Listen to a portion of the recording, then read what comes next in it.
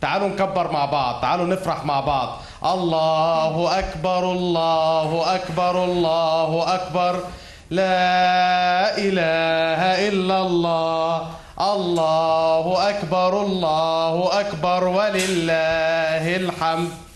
كل سنة وحضراتكم طيبين، كل سنة واحنا متجمعين، كل سنة ومصر بتكون أفضل، كل سنة واحنا دايما كده في تقدم، كل سنة واحنا مع بعضينا فرحانين مبسوطين. أنا أولا صباح الخير على كل المصريين في كل مكان، يا رب يكون عيد سعيد يا رب على كل المصريين اللي بيتابعونا داخل مصر وخارج مصر.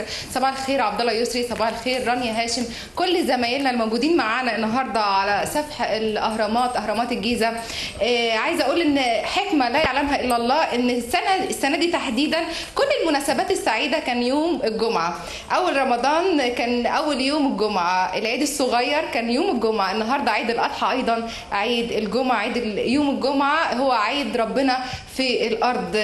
حكمه غريبه وصدفه اغرب، صح؟ اعتقد انه ان شاء الله يكون ليها مغزى، انه هتبقى البركه هي اللي بتعم علينا في المرحله القادمه يا رب. عايز اقول لحضراتكم ان احنا ورانا الاهرامات الثلاثه، ورانا ابو الهول، معانا لقاء خاص جدا مع المسؤولين عن هذا المكان، لانه خلاص نقدر نزور الهرم الثالث بعد ما اتقفل فتره طويله للترميم، كمان الصوت والضوء، عندنا مفاجآت كتيره جدا وعندنا لقاءات مهمه جدا من هنا. خليكم معانا مشاهدينا الكرام.